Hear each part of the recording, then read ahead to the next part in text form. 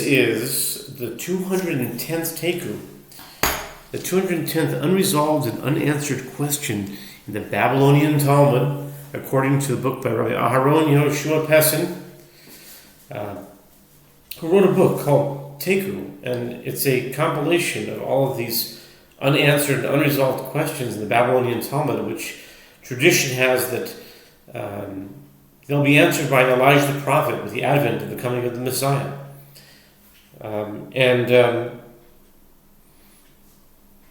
This 210th Taiku is found in Tractate Horayot, page 7b, with the words Savar Abai Lamemar.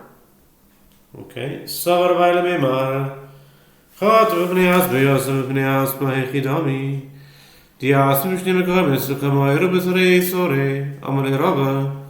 Atrifnei mekomos kormin ela afilu yasri b'chad makom mechimandim. Kamoru b'strei sorei chat v'bnei asbahu. Abaya thought to say that with regard to the cases in the Mishnah, if the anointed priest sinned by himself and performed a transgression by himself, what are the circumstances? It is a case where the priest and the court were convened in two different places and issuing rulings with regard to two different prohibitions. Rava said to Abaya, is that to say that the fact that there are two places determines that he sinned by himself? Rather, it is even in a case where the high priest and the court are convened in one place. But since they are issuing rulings with regard to two different prohibitions, it is a case where the anointed priest sinned by himself.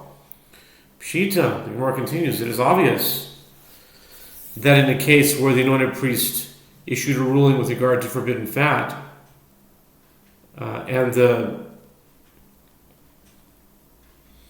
judges issued a ruling with regard to idol worship, it is a case where the anointed priest sinned by himself. Pshita. It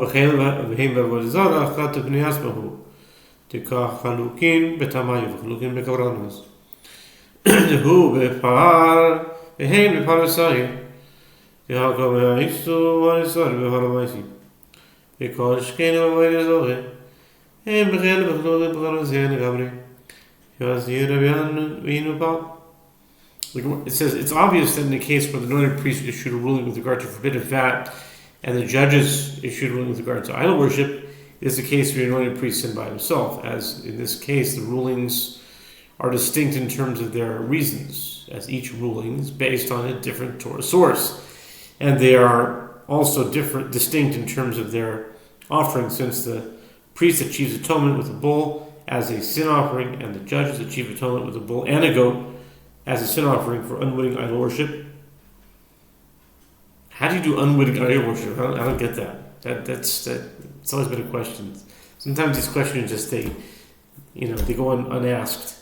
But really, how do you do unwitting idol worship? You didn't know it was an idol. I mean, as these judges bring a goat and the priest does not bring a goat, and all the more is so in a case where the anointed priest issued a ruling with regard to idol worship, and the judge issued a ruling with regard to forbidden fat.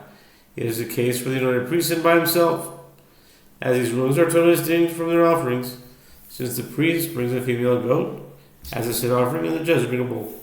But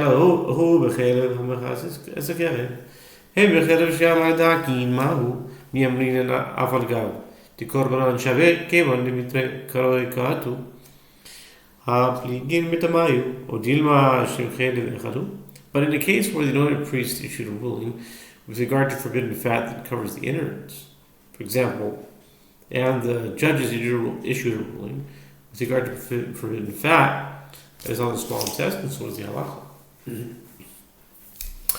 Do we say, although their offerings are equal, nevertheless, since it is from two different verses, that the prohibitions came, the rulings are distinct in terms of their reasons, or perhaps the category of forbidden fat is one designation, and all types of forbidden fat are considered one transgression.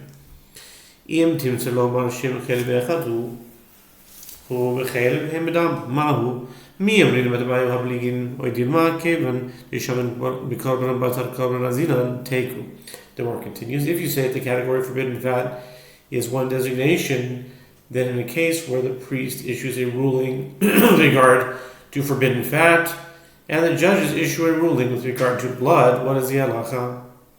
Do we say they are distinct in terms of their reasons, as each prohibition has a different Torah source? Or perhaps, since forbidden fat and blood are equal in terms of atonement, of the atonement offering that one is liable to bring for unwitting consumption, we follow the offering, so that the rulings of the priest and the judges are considered one ruling. The Gemara concludes, the dilemma shall stand unresolved. We must wait until the coming of the Messiah, the son of David, and the son of Joseph, and Elijah the prophet shall answer the question.